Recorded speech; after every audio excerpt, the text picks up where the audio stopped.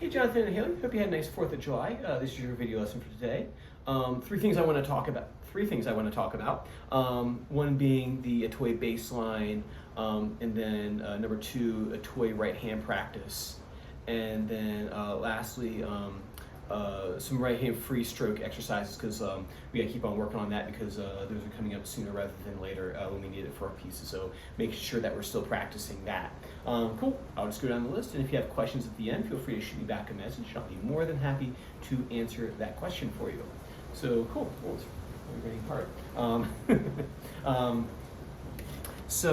Cool. With the toy, you mentioned that you want to start working on that bass line, and what's really hard about this stage of the game is that before we just had like melodies, or the bass line wasn't too complex, wasn't jumping around too much. But with a toy, and especially when we started bringing in back in Allegro, is that to try to pick them out of the recording is actually kind of difficult.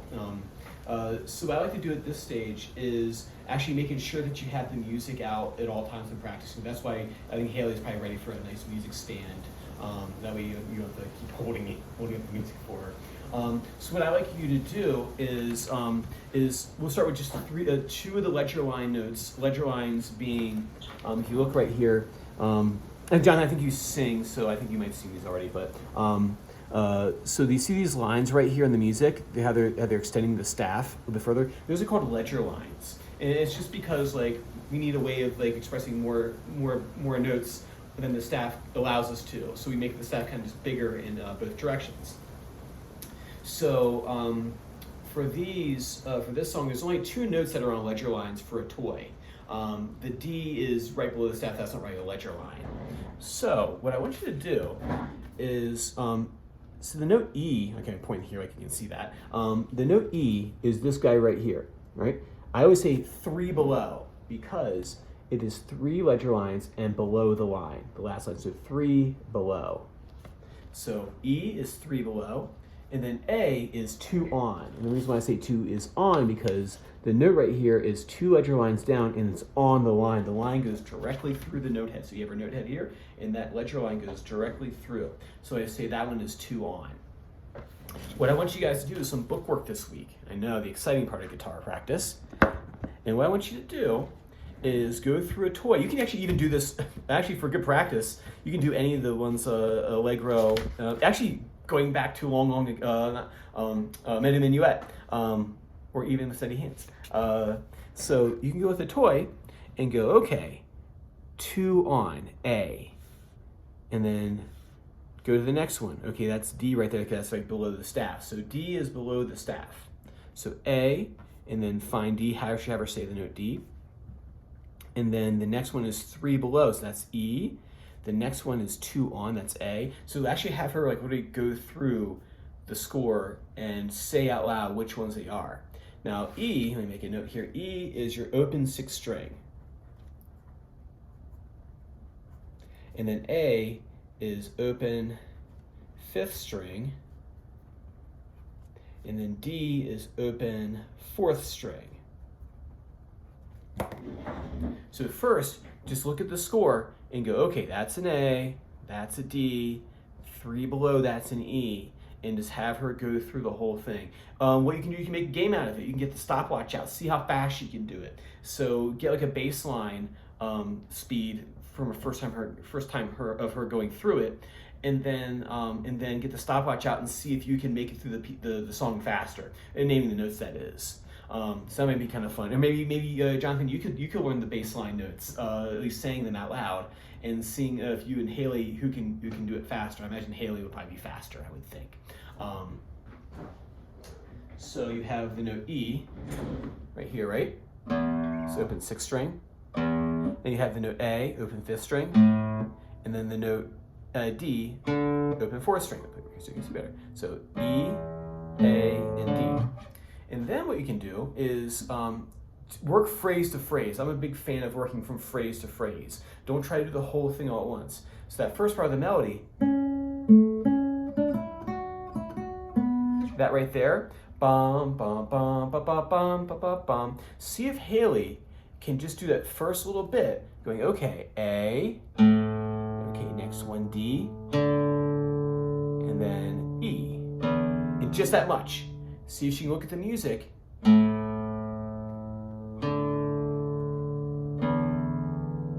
And Jonathan, if you're brave enough, you can sing it while she plays the bass line. So bum bum bum ba bum bum ba bum bum, and see if Haley can play those notes while you kind of hum out the melody. Usually I wouldn't make the parents sing, but since I think you're fine in that department, you can go ahead and do that. I think it'd be kind of fun. Or maybe Haley can sing it back to you. You can try to pick it out on the guitar. Either one of those I think would be kind of like a fun exercise. So first things first, just like name them. Okay, two on, that's A. Right up against the staff, that's a D. And then 3 below, that's an E.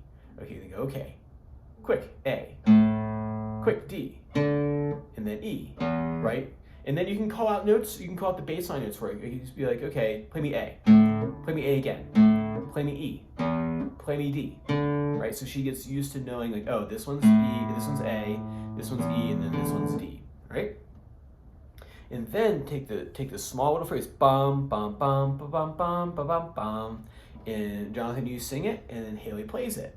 Bum, bum, bum, ba ba bum, ba bum, bum.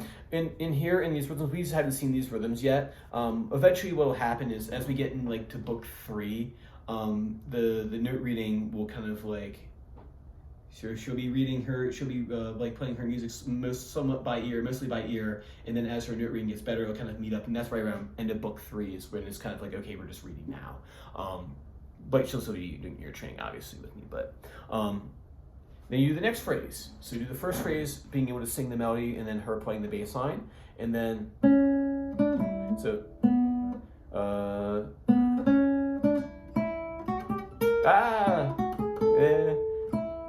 there we go. So hopefully she plays better than I just did. Push it there. So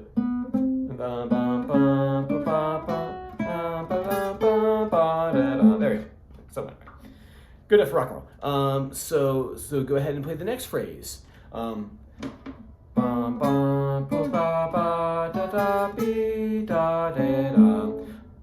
ba ba da da da da da da dee da, and then try to figure out those bass notes. 2 below or 2 on, that's A. 3 below, that's E, and then back to A again. Have her play those bass notes, and then see if you can do the same. See if you can sing that melody, and then she plays the bass line against that. And then see if she can kind of like maybe play. Don't worry about time. See, I'm following along the bass line. Don't worry about the time of it. And then once you get both of those, so you get the first phrase down, you get the second phrase down, and then you try to stick them together. So see if she can play like maybe the bass line by itself. Bum, bum, bum. 1, 2, 3, 1, 2, 3, 1, 2, 3, 4, 5, 6. And then see if she can maybe put together.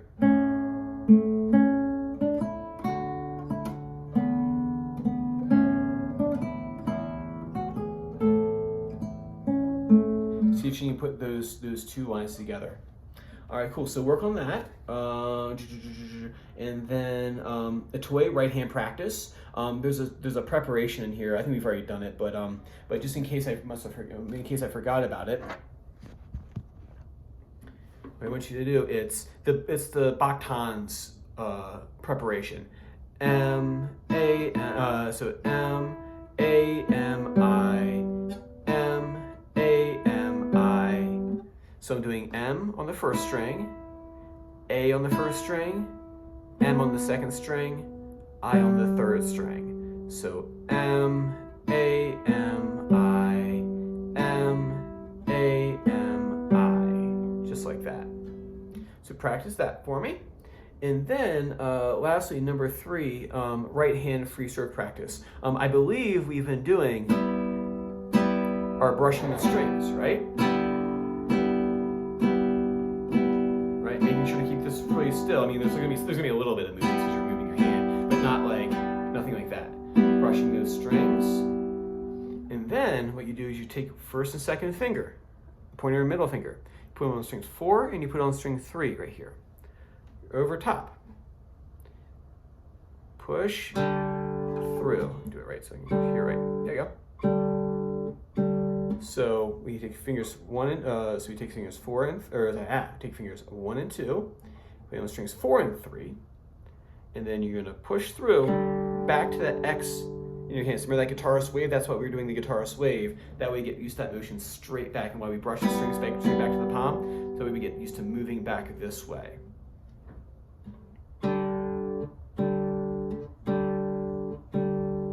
So place fingers on strings 4 and 3.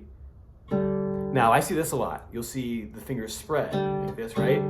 But what you want to do is take a little piece of paper and put it in between. And it should be held gently enough that if you walked over, you'd be able to slide it out. But keep that piece of paper in between and keep it very gentle, right? Don't squeeze the fingertips together like this, otherwise they'll be not right. Straight back. Keep that paper in your hand, or keep your paper in between the fingers without spreading the fingers wide like this. And then take the paper out and see if you can still keep those fingers together without separating it a little bit like this. And I wrote in here you can move the strings 4 and 3, 3 and 2, and 2 and 1. You can totally do that, but focus on just strings 4 and 3 first. If it's easy, then she can move to another string group. If you don't get to that, don't worry about that. We'll do that next time. All right, cool. That's what I want to talk about today. Like I said, if you have any questions about this or anything else that I talked about, please feel free to shoot me over a message, and I'll be more than happy to answer. And I will see you the same time next time. Bye.